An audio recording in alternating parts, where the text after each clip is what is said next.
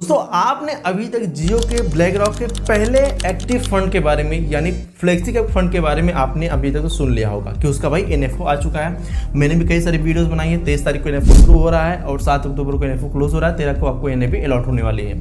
लेकिन यहाँ पे मैं आपको एक चीज़ बताने वाला हूँ जो कि आपको समझना काफ़ी ज़्यादा इंपॉर्टेंट है। अगर आप जियो के ब्लैक रॉक के फ्लेक्सी फंड में इन्वेस्ट करना चाहते हैं, चाहे आप एनएफओ में इन्वेस्ट करना चाहते हैं, चाहे एनएफओ क्लोज होने के बाद आप इन्वेस्टमेंट करना चाहेंगे, या फिर आप फ्लेक्सी कैप के अलावा भी आप किसी भी फंड में, जरूरी नहीं कि आपको जियो के ही फंड में, आप किसी भी फंड में इन्वेस्ट करना चाहते हैं, तो आपको ये 5 पॉइंट ध्यान में रखनी है। जिनमें से ये भाई 5वां और ये तीसरा ये पॉइंट इतना इंपॉर्टेंट है कि अगर आप इसको नहीं समझते हैं तो आपका इन्वेस्टमेंट करने का कोई मतलब ही नहीं निकलता। अगर आप इस 3 और 5 पॉइंट को ध्यान से नहीं देखते हैं तो आपके इन्वेस्टमेंट में भी नुकसान होने की प्रोबेबिलिटी भी बढ़ सकती है। समझिएगा बात को, 5 मिनट आप दीजिएगा। 5 मिनट में आपको समझाने वाले हैं कि आपको क्या करना चाहिए। इस वीडियो में दी गई जानकारी केवल शिक्षा और जानकारी के उद्देश्य से है। कोई भी निवेश करने से पहले अपने वित्तीय सलाहकार से सलाह जरूर लें। सबसे पहली बात करते हैं दोस्तों, यहाँ पे जियो का ब्लैक रॉक के बारे में समझ लेते हैं। इसका एनएफओ आया 23 सितंबर के चालू हुआ, 7 अक्टूबर को क्लोज होने वाला है। अगर यहाँ पे एनएफओ में कोई इन्वेस्ट करना चाहता है तो इन्वेस्ट कर सकता है। कैसे करना है, क्या समझना है, इसके लिए मैंने ऑलरेडी वीडियो बना रखा है। आई बटन पे मैं वीडियो लास्ट में लगा दूंगा। लेकिन उससे पहले समझते हैं पहले पॉइंट की। ठीक है, अगर हम किसी भी फंड में इन्वेस्ट करना चाहते हैं तो पहला पॉइंट हमारे ध्यान में क्या होना चाहिए, किस चीज़ को हमें देखना चाहिए जिसकी वजह से फ्यूचर में हमें नुकसान कम उठाना पड़े या फिर हमें नुकसान की चांसेस कम हो सके। और ये हमारे लिए काफ़ी ज़्यादा इंपॉर्टेंट है दोस्तों। ये है पेशेंस। ठीक है, हिंदी में लिखता हूँ ताकि आपको समझ में आए। पेशेंस। ठीक है, पेशेंस कहते हैं। पेशेंस, पेशेंस का मतलब क्या है? धैर्य। ठीक है, धैर्य। धैर्य धैर्य होना चाहिए हमारे अंदर किसी भी चीज़ को करने के लिए। किसी भी काम को करने से पहले मैं इस चीज़ सिखाई जाती है कि आपके अंदर धैर्य और अनुशासन होना चाहिए। ठीक है, डिसिप्लिन एंड यहाँ पे पेशेंस आपके अंदर होना चाहिए। धैर्य का मतलब क्या है? अब देखिए, आपने मान लेते हैं एनएफओ में इन्वेस्ट करना शुरू कर दिया। आपने एनएफओ में इन्वेस्ट कर दिया और यहाँ पे आपने मान लेते हैं 1000 रुपये का अपना एसआईपी कर दिया, पहले एसआईपी। लेकिन एनएफओ क्लोज होने के बाद पता लगे मार्केट नेगेटिव आ गई और यहाँ पे आपकी एनएवी हो गई 9 रुपये। मतलब आपने जो भी इन्वेस्टमेंट किया था आपके यहाँ पे दिख रहा है नुकसान में हो गया भाई। तो इसीलिए हमें यहाँ पे धैर्य बनाना जरूरी है। सबसे पहला पॉइंट है दोस्तों पेशेंस यानी धैर्य। हमें यहाँ पे मार्केट में धैर्य बना के रखना चाहिए कि मार्केट कभी इस तरीके से नहीं चलती, मार्केट हमेशा इस तरीके से चलती है। ठीक है, मार्केट हमेशा इस तरीके से चलती है, जिसकी वजह से क्या होता है कि हमें फ्यूचर में मार्केट ऊपर भी जा सकती है, मार्केट नीचे भी जा सकती है। मार्केट कोई टाइम नहीं कर पाया है, इसीलिए जरूरी ये है कि हमें पेशेंस रख के अपना इन्वेस्टमेंट करना चाहिए। अगर हम यहाँ पे डरे, हमने मान लेते हैं यहाँ पे इन्वेस्टमेंट किया और यहाँ पे हम डरे, तो हमें ज़्यादा फायदा नहीं बल्कि उल्टा नुकसान होने के चांसेस होते हैं। अब यहाँ पे अगर हम धैर्य नहीं दिखाए, मान लेते हैं यहाँ पे नेगेटिव आ गई, डर गए, या फिर थोड़ा और बड़े यहाँ पे डर गए, लेकिन जरा सा हम पेशेंस दिखा लेते हैं तो यहाँ पर हमें लॉन्ग टर्म में एक अच्छा रिटर्न बनते हुए दिखता है। तो इसीलिए ज़रूरी है कि पहला पॉइंट, जब भी इन्वेस्टमेंट करने जाए हम, चाहे स्टॉक में हो, चाहे म्यूचुअल फंड में हो, चाहे किसी भी कैटेगरी में इन्वेस्ट करने जाए, अगर वहाँ पर मार्केट रिस्क शामिल है तो हमें वहाँ पे ज़रूरी है पेशेंस हमारे अंदर होना चाहिए। ये हमारा पहला पॉइंट था। अब दूसरे पॉइंट की हम दोस्तों बात करते हैं जो कि काफ़ी ज़्यादा इंपॉर्टेंट है। ये है गोल सेटिंग। ठीक है, गोल सेटिंग। ठीक है, हिंदी में लिखना थोड़ा सा मुश्किल लगता है। गोल सेटिंग, क्योंकि हमारी ज़्यादातर ऑडियंस हिंदी है, इसलिए मैं हिंदी में बताने की कोशिश करता हूँ। यूपी बिहार वाले ज़्यादातर वीडियो को देखते हैं, तो इसलिए मैं यहाँ पे हिंदी में बताने का पूरा प्रयास करता हूँ। और आप इस वीडियो को कहाँ देख रहे हैं, ये आपके लिए टास्क है। आप कमेंट कीजिएगा कि आप किस जगह से इस वीडियो को देख रहे हैं, कि हम आपके लिए और भी ज़्यादा इंप्रूवमेंट कर पाएँ। ठीक है, एंड यहाँ पे देखते हैं गोल सेटिंग। अब ये गोल सेटिंग क्या होता है? तो गोल कई तरीके के होते हैं। पहला होता है short term goal, mid term goal, long term goal. ये 3 तरीके के मेनली गोल होते हैं। अब इसको कैसे सेट किया जाता है? जैसे मान लीजिए शॉर्ट टर्म कोई गोल हमारा हो गया। ठीक है, जैसे हमें एक मोबाइल लेना है। ठीक है, मोबाइल लेना है, कहीं घूमने जाना है। ठीक है, कहीं घूमने जाना है। और छोटे छोटे जो हमारे गोल होते हैं इसे शॉर्ट टर्म में कहा जाता है। दूसरा दोस्तों होता है यहाँ पे मिड टर्म गोल। ठीक है, मिड टर्म गोल ये क्या होता है? जैसे कि हमें यहाँ पे बच्चों की पढ़ाई के लिए पैसे चाहिए। ठीक है, बच्चों की पढ़ाई के लिए चाहिए, हमें एक कार लेनी है, हमें एक घर लेने हैं। ठीक है, ये हमारा हो गया मिड टर्म गोल। ठीक है, लेने हैं, ले हो गया कोई बात नहीं। यहाँ पे आता है तीसरा लॉन्ग टर्म गोल। ये कैसा होता है? जैसे हमें शादी चाहिए बच्चों की, या फिर हमें रिटायरमेंट प्लानिंग चाहिए। ठीक है, रिटायरमेंट का चाहिए हमें, या फिर और कोई बड़ी चीज़ मान लेते हैं, घर हमें चाहिए, ज़मीन लेनी है। ये हमारे लॉन्ग टर्म गोल हो गए। ठीक है, मतलब ज़्यादा पैसे यहाँ पे हमारे पास होने चाहिए। अब यहाँ पे हम समझते हैं कि हमारे गोल हो गए short term, mid term and long term goal. अब इस गोल के हिसाब से हमें अपने फंड को चुनना चाहिए, मतलब किस कैटेगरी को हम चुने कि हमें लॉन्ग टर्म में हमें एक अच्छा रिटर्न दे पाए। अब जैसे शॉर्ट टर्म हो गया, शॉर्ट टर्म के लिए हमें ऐसे फंड चुनने चाहिए जहाँ पे हमें रिस्क की संभावना कम हो, यानी आपके जो एक्सपोजर हो इक्विटी एंड डेट में हो, जिसकी वजह से क्या होता है कि आपके यहाँ पे रिटर्न बैलेंस्ड होता है। शॉर्ट टर्म को यानी लगभग 2 साल का, ठीक है, एंड यहाँ पे मिड टर्म को लगभग 5 साल का, एंड लॉन्ग टर्म को लगभग 10 साल से 40 साल या 30 साल, जितना भी आप करना चाहो, 10 साल के बाद वाले ही लॉन्ग टर्म गोल में आते हैं। तो अगर हम फ्लेक्सी कैप में इन्वेस्ट करना चाहते हैं, जियो ब्लैकरॉक के फ्लेक्सी कैप में इन्वेस्ट करना चाहते हो, तो ये सूटेबल हो सकता है, ये लॉन्ग टर्म गोल के लिए, लंबे समय के इन्वेस्टमेंट के लिए सूटेबल हो सकता है। जिसकी वजह से क्या होता है कि लॉन्ग टर्म में इसमें उतार चढ़ाव अगर बीच में, क्योंकि यहाँ पे स्मॉल कैप भी है, मिड कैप भी है, लार्ज कैप भी है, ठीक है, तीनों फंड है, जिसकी वजह से क्या होता है यहाँ पे थोड़ा सा वोलेटाइल हो सकते हैं, लेकिन लॉन्ग टर्म में आपको यहाँ पे रिटर्न बनने की संभावनाएं बढ़ जाती हैं। तो आपको यहाँ पे अपना गोल सेट करके इन्वेस्ट करना चाहिए कि भाई मुझे इसलिए इन्वेस्ट करना है या फिर मुझे इसलिए इन्वेस्ट करना है। अगर आपको इसलिए इन्वेस्ट करना है तो फ्री फंड आपके लिए सुटेबल नहीं हो सकता, लेकिन अगर आपको इसलिए इन्वेस्ट करना है तो आपका ये गोल सुटेबल हो सकता है, क्योंकि यहाँ पर अभी समय है लंबे समय का, ठीक है। इसीलिए सोच समझ कर हमें इन्वेस्ट करना चाहिए कि हम गोल हमारा किस तरीके का है और किस तरीके का फंड का हम चुनाव कर रहे हैं। अगर आपने इतना कर लिया तो समझ लीजिए कि आपने फंड की दूसरे कटौती पे खड़े पता नहीं क्या होता है, आप फंड के लिए सुटेबल हो रहे हैं धीरे धीरे, ठीक है। अब बात करते हैं यहाँ पे तीसरी, जो कि मोस्ट इंपॉर्टेंट है, हर किसी को समझना चाहिए लेकिन कोई समझता नहीं है और आगे चल के इसका खामियाजा भुगतता है, लेकिन आप ऐसा खामियाजा ना भुगतो, इसके लिए आपको जरूरी है कि आप इस तीसरे पॉइंट को जरूर से जरूर देखिएगा, समझिएगा, फिर अपना इन्वेस्टमेंट कीजिएगा। चलिए बताते हैं आपको। तो यहाँ पे हमारा तीसरा पॉइंट है इमरजेंसी फंड, ठीक है। तीसरा पॉइंट है इमरजेंसी फंड। ये क्यों जरूरी है आपको बताता हूँ। पहला हमारा हो गया यहाँ पे पेशेंस, दूसरा हो गया गोल सेटिंग, तीसरा हो गया इमरजेंसी फंड। इमरजेंसी फंड रखने का आपका मतलब क्या है? आपकी सैलरी अगर हम मान लेते हैं 1 लाख रुपए महीने है, एग्जाम्पल के लिए मान लेते हैं यहाँ पे 1 लाख रुपए आपकी पर मंथ की सैलरी है, आप 1 लाख रुपए हर महीने कमा रहे हो, आपको यहाँ पे इसको मल्टीप्लाई करके लगभग 6 महीने आपको यहाँ पे 6 लाख रुपए आपके इमरजेंसी फंड में होने चाहिए। इसका रीज़न बताता हूँ। आपके घर का राशन, ठीक है, बिजली का बिल, ठीक है, पढ़ाई बच्चों की, इंश्योरेंस का खर्चा, इंश्योरेंस ये भाई बड़ा सा रहेगा, इंश्योरेंस का खर्चा, और भी बहुत सारी खर्चे होते हैं जो कि आपको ये फुलफिल करने पड़ सकते हैं अगर यहाँ पे 6 मंथ के लिए आपके पास इनकम नहीं आई, आप रोड पे ना आ जाओ। जिस तरीके से अभी 2019 में हुआ था, 2020 में हुआ था, जब कोविड आया था, बहुत सारे ऐसे लोग सर्वाइव कर पाए अच्छे तरीके से जिन्होंने पहले से अपनी सेविंग कर रखी थी। लेकिन अधिकतर लोग इंडिया में क्या हुआ कि बेघर हो गए, बहुत सारे लोग बेघर हो गए। आप में से बहुत सारे लोग वीडियो को देख रहे होंगे, इनमें से कई सारे लोग के साथ ये प्रॉब्लम हुई होगी कि उनके पास सेविंग उतना ज़्यादा नहीं थी और उनको सर्वाइव करना बहुत ही ज़्यादा मुश्किल हो रहा था। इसी दिन के लिए दोस्तों हमारी इनकम का कम से कम 6 फिगर, मतलब 6 गुना, अगर हम 1 लाख कमा रहे हैं तो हमारे 6 महीने की इनकम हमारे पास होनी चाहिए रिजर्व में, हम इसको सेव किए रहे हैं, जिसको बोलते हैं दोस्तों यहाँ पे इमरजेंसी फंड, मतलब ये इमरजेंसी फंड है। एंड यहाँ पे जिसकी वजह से हमें क्या है, घर का राशन, बिजली बिल, पढ़ाई, इंश्योरेंस और भी बाकी जो खर्चे हैं, अगर हमारी सैलरी नहीं आ रही है, हमारी जॉब जा रही है या किसी बीमारी के चलते हम काम पे नहीं जा पा रहे हैं, तो उतना पैसा एटलीस्ट हमारे पास होना चाहिए कि 6 महीने तक हम सर्वाइव कर पाएँ, ठीक है। उसके बाद बीच में प्रयास भी करते रहेंगे तो हमारा चीज़ें अच्छी हो सकती हैं, लेकिन हमारे लिए इमरजेंसी फंड होना चाहिए। अब ये होना क्यों इंपॉर्टेंट है? मान लेते हैं कि आपने ये अपना खर्चा कहीं से पूरा कर लिया आपने, ठीक है, आपने ये पैसा नहीं जोड़ा है, ये 6 लाख रुपए आपने नहीं जोड़ा, आपने 1 लाख रुपए इनकम आ रही थी और किसी वजह से आपकी ये इनकम पूरी तरीके से बंद हो गई। अब यहाँ पे आपने जो SIP किया है, SIP बंद हो जाएगा आपका, ठीक है, मान लेते हैं SIP बंद हो गया, चलेगा। लेकिन जो आपका इन्वेस्टमेंट कॉर्पस बना है, ठीक है, इन्वेस्टमेंट आपका जो कॉर्पस बना है, ये आपका टूटने का चांस बढ़ जाता है। ये कैसे बढ़ जाता है?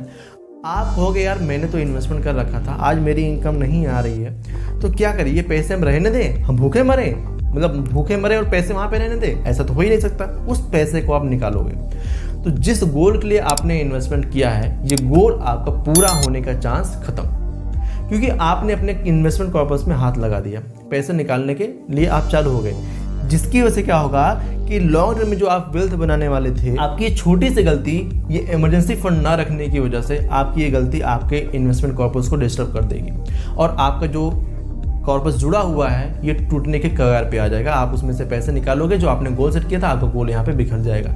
तो इसीलिए बहुत ज़्यादा मैं इसको इंपॉर्टेंस देता हूँ कि आपके पास इमरजेंसी फंड होना बहुत ही ज़्यादा इंपॉर्टेंट है।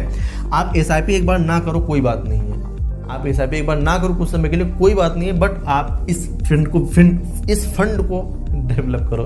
फिंड आ रहा है बार बार, तो इस फंड को आप अपने अंदर डेवलप करो, अपने पास में रखो, जिसकी वजह से क्या होगा कि आपके ये खर्चे भी फुलफिल होते रहेंगे, आपको डिस्टर्ब नहीं होगा। ठीक है, चलिए अब देखिए क्या होगा कि अगर आप इस पैसे को नहीं रखे रहेंगे तो आप ये चीज़ आपकी जब नहीं पूरी होगी तो आपका दिमाग भी नहीं काम करेगा और आप अगली जॉब के लिए तैयार नहीं हो पाओगे। ठीक है, अगले काम के लिए तैयार नहीं हो पाओगे। तो बहुत सारी चीज़ें मैटर करती है, इसलिए यहाँ पे हमें इस फंड को रखना काफ़ी ज़्यादा इंपॉर्टेंट है। अब बढ़ते हैं अपने अगले पॉइंट पे, और हाँ आप ध्यान दीजिएगा कि 5वां पॉइंट और ज़्यादा इंपॉर्टेंट है आपको समझने के लिए। ठीक है, जिससे आपके जो रिटर्न में है इसमें 4 चांद आपका लग सकता है, लेकिन आप जब उसको देखेंगे तब। दोस्तों यहाँ पे जो चौथी चीज़ है मेन इंपॉर्टेंट, रिस्क टॉलरेंस। आप अपने रिस्क कैपेसिटी को समझिए कि आप कितना रिस्क ले सकते हो। अब जैसे कि आपको किसी ने कहते कि भाई स्मॉल कैप में काफ़ी बेहतर रिटर्न मिलता है, आपको किसी ने कहते हैं भाई स्मॉल कैप में काफ़ी बेहतर रिटर्न मिलता है, और आपने उसके कहे पर अपना इन्वेस्टमेंट स्मॉल कैप में कर दिया, लेकिन आगे चल के स्मॉल कैप आपको पता है काफ़ी वोलेटाइल होते हैं, ये लॉन्ग टर्म का गेम होता है। लेकिन आपने समझा कि भाई चलो 2 साल के लिए इन्वेस्ट करते हैं और मार्केट 2 साल में हो गई निगेटिव, आपने जो इन्वेस्ट किया था आपका पैसा यहाँ पे निगेटिव हो गया। अब आपकी जान ऊपर नीचे हो रही, भाई क्या करें, मेरे पैसे निगेटिव में चले गए, हमें किसी ने सलाह दे दिया, मैंने वहाँ पे इन्वेस्ट कर दिया। इसीलिए कहा था कि इन्वेस्टमेंट करने से पहले आप फाइनेंशियल एक्सपर्ट की सलाह लेकर इन्वेस्ट करें। अपने मन से अगर आप रिस्क टॉलरेंस समझ कर इन्वेस्ट करते हैं तो ही इन्वेस्ट करें कि मुझे अगर इतना नुकसान हो सकता है मैं सह सकता हूँ। तो मेनली रिस्क टॉलरेंस आपको समझकर इन्वेस्ट करना चाहिए। अब जैसे कि आपको कहा जाए कि आप 20 किलो लेकर, आपकी क्षमता है आपको 20 किलो आप लेकर स्टेयर पे चढ़ पाओगे आराम से, 2 तल्ले के स्टेयर पे, मतलब 2 तल्ले की सीढ़ी पे आप आराम से चढ़ पाओगे 20 किलो का बोझा लेकर, और आपको वहाँ पे 50 किलो लाद दिया जाए तो आप कहोगे ना जी ना, मैं तो नहीं ले जा पाऊंगा क्योंकि ये 50 किलो है और मैं 20 किलो ले जा पाऊंगा, मेरी इतनी कैपेसिटी नहीं है। तो यही समझना हमारे लिए जरूरी होता है कि आपकी कैपेसिटी कितना रिस्क लेने की। अब यहाँ पे आपको रिस्क फंड में इन्वेस्ट करा दिया गया और आपकी कैपेसिटी है नहीं इतना, तो इसीलिए आपको समझना है कि भाई मैं कितना नुकसान सह सकता हूँ। 100 रुपये अगर हमारा 80 रुपये हो तो मैं सह सकता हूँ, या फिर 100 रुपये हमारे 30 रुपये हो गए तो मैं सह सकता हूँ। अगर आप 30 तक सहने वाले हो तो फिर आप रिस्क फंड में जाओ, नहीं अगर नहीं हो आप, या फिर 100 रुपये को आप 95 भी नहीं होना देना चाहते तो आपके लिए डेट फंड है, FDs है, PPFs है, ऐसे बहुत सारे ऑप्शंस हैं। लेकिन मार्केट में अगर आप आए हो तो आपको नुकसान और फायदे दोनों लगे रहते हैं। तो रिस्क टॉलरेंस देखकर ही अपने फंड को सिलेक्शन आप कीजिए तो आपको बेहतर है। और बात करते हैं जियो के black rock flexi cap fund में, तो यहाँ पे जो जिनका रिस्क टॉलरेंस अच्छा खासा है उनके लिए फंड सुटेबल होगा। जो रिस्क बिल्कुल भी नहीं लेना चाहते उनके लिए फंड फिट नहीं बैठ पा रहा है। ठीक है, एंड यहाँ पे बात करते हैं 5वें पॉइंट पे, काफ़ी ज़्यादा इंपॉर्टेंट है, बहुत ज़्यादा इंपॉर्टेंट है। ये है दोस्तों इन्वेस्ट इन डीप। ठीक है, इन्वेस्ट इन डीप। हर किसी के हर किसी के मुंह से आपने ये सुना होगा कि इन्वेस्ट इन डीप, इसका मतलब क्या है? इन्वेस्ट इन डीप का मतलब क्या है, इसको समझना। और ये इतना कमाल की चीज़ है ना, इतना कमाल की चीज़ है कि भाई मुझे तो बहुत ही अच्छी लगती है, मैं ये करता हूँ और मुझे काफ़ी ज़्यादा इसका फ़ायदा भी दिख रहा है। ठीक है, मैं आपको रिकमेंड नहीं कर रहा हूँ, लेकिन मैं जो करता हूँ मैं आपको वही बताने की कोशिश कर रहा हूँ कि इन्वेस्ट इन डीप ऐसा कॉन्सेप्ट है जो कि बड़े बड़े जो इन्वेस्टर हैं ये लोग फॉलो करते हैं। ठीक है, और आपको ये करना या नहीं करना ये आपके ऊपर डिपेंड करता है। मुझे तो भाई मेरा ये फ़ायदा देता है। कैसे करता है मैं आपको दिखाता हूँ। इन्वेस्ट इन डीप का मतलब क्या है? आपको पता हो कि मार्केट कभी भी इस डायरेक्शन में नहीं चलती। ठीक है, मार्केट आपने कभी ऐसा नहीं देखा। मार्केट जब भी चलती है दोस्तों, हमारे तो यहाँ पे हम 10 साल का टाइम पीरियड लेते हैं, मार्केट इस तरीके से चलती है दोस्तों। ठीक है, मार्केट इस तरीके से चलती है, मार्केट इस तरीके से चलती है। ठीक है, आपने देखा होगा पिछले 1 साल में मार्केट का हाल क्या था। तो मार्केट इस डायरेक्शन में चलती है। अब यहाँ से हम यहाँ पर देखिएगा, यहाँ से यहाँ अगर हम देखते हैं तो हमें क्या दिख रहा है कि भाई मार्केट ने परफॉर्मेंस दिया है, प्रॉफिटेबल यहाँ पर रिटर्न बना के दिया है। ये टाइम ड्यूरेशन 10 साल का मान लेते हैं आपको समझाने के लिए। अब यहाँ पे इन्वेस्ट इन डीप का कॉन्सेप्ट कैसे चलता है, हमने यहाँ पे SIP तो कर रखी है, मान लेते 1 2 3 4 5 6 7 8 9 10 11 12, मान लेते हमने यहाँ पे SIP कर रखी है अपने 1000 रुपये की। ठीक है, ये हमारे 1000 रुपये इन्वेस्ट हो रहे हैं हर महीने। ठीक है, ये इन्वेस्ट हो रहे हैं। अब यहाँ पे इन्वेस्ट इन डीप कॉन्सेप्ट क्या कहते हैं समझिएगा जरा सा।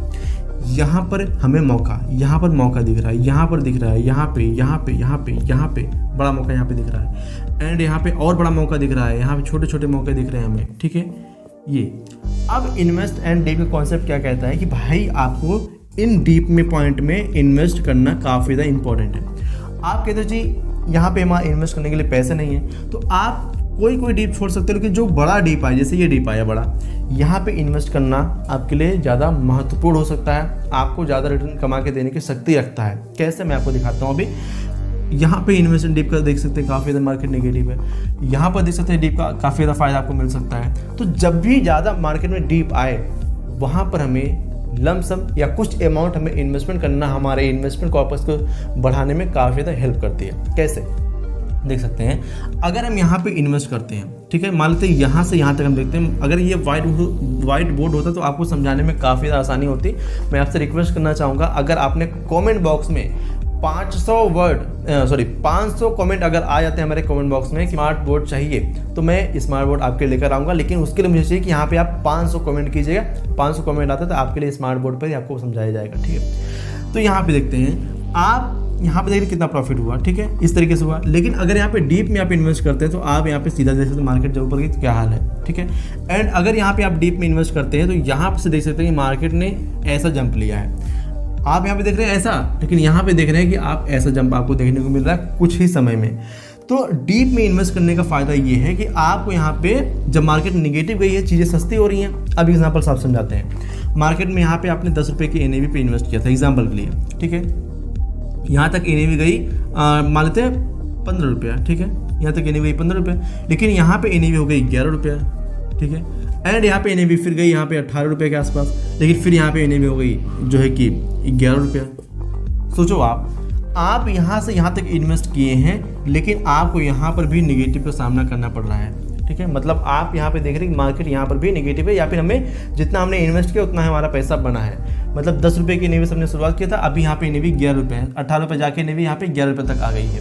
तो अगर यहाँ से हम इन्वेस्ट करते हैं और ये NAV यहाँ पे हो गया मान लेते हैं 20 रुपये, और 11 से 20 पहुँचने में अगर हम यहाँ पे इन्वेस्ट करते हैं अपना पैसा, तो हमें यहाँ पे ज़्यादा प्रॉफिट देखने को मिल सकता है, क्योंकि हमें इसके हिसाब से यहाँ पे ज़्यादा यूनिट मिल जाएंगे। यहाँ पे इन्वेस्ट करने में कम यूनिट मिलेगा, इसी से आपके सर के ऊपर से जा रही होगी। लेकिन आप समझिए ज़रा सा कि अगर यहाँ पे आपने इन्वेस्ट किया 10 रुपये से और यहाँ पे आपने 4 साल बाद इन्वेस्ट किया 11 रुपये से, मतलब आपकी NAV जो है लगभग आपको सेम मिल रही है, यूनिट आपको यहाँ पे सेम मिल रहा है। और आगे जब यूनिट का प्राइस बढ़ेगा तो आपका जो पोर्टफोलियो है इसकी भी ग्रोथ तेज़ी से देखने को मिल सकती है। मतलब अगर आपने सस्ते में ख़रीदा है तो आपका जब मार्केट महंगा होगा तो आपको वहाँ पे उतना ही अच्छा रिटर्न देखने को मिल सकता है। ये कॉन्सेप्ट मैंने आपको जो बताया यहाँ पे तीसरा और यहाँ पे पांचवा, ये आपके लिए बहुत ही ज़्यादा इंपॉर्टेंट है, क्योंकि मेरे लिए इंपॉर्टेंट है, मेरे लिए फ़ायदे करते हैं। तो मैं आशा करता हूँ कि आपके लिए भी सही हो सकते हैं। आप भी बताइएगा अगर आप इस तरीके से अपना इन्वेस्टमेंट करते हैं। साथ में आप पेशेंस, गोल और इमरजेंसी फंड, रिस्क टॉलरेंस और इन्वेस्टमेंट इन डीप, इन पांचों को अगर मिलाकर अपना इन्वेस्टमेंट करते हैं तो आप किसी फंड में इन्वेस्ट करें, आपका रिसर्च अगर सही तरीके से है तो आपको आगे फ्यूचर में लॉन्ग टर्म में आपको अच्छा रिटर्न देखने को मिल सकता है। सो आई होप आपको ये वीडियो पसंद आएगी। अगर ये वीडियो पसंद आए वीडियो को लाइक कीजिएगा, चैनल पहली बार चैनल को सब्सक्राइब नहीं किया, चैनल को सब्सक्राइब करना बिल्कुल मत भूलिएगा। और हाँ, कमेंट में अगर 500 कमेंट आ जाते हैं कि व्हाइट बोर्ड चाहिए, तो आपको आने वाली वीडियो व्हाइट बोर्ड पे मिलने वाली है, ठीक है। तो कमेंट कीजिएगा। तो अगर आप 500 रुपये 1000 रुपये से अपनी SIP शुरू करना चाहते हैं, जियो ब्लैक रॉक के फंड से शुरुआत करना चाहते हैं, तो मैंने यहाँ पे वीडियो बना रखा है, इस पर आप क्लिक कीजिए, पूरी वीडियो देखिए, आप समझ सकते हैं कि आपको इन्वेस्टमेंट करने के बाद कितना कॉर्पस तक आप पहुँच सकते हैं। इस पर क्लिक करके पूरी वीडियो देखिए। मैं आपको इसी वीडियो मिलता हूँ। चलिए मिलते हैं अगली वीडियो, तब तक के लिए जय हिंद, जय भारत। इस वीडियो में दी गई जानकारी केवल शिक्षा और जानकारी के उद्देश्य से है। कोई भी निवेश करने से पहले अपने वित्तीय सलाहकार से सलाह जरूर लें।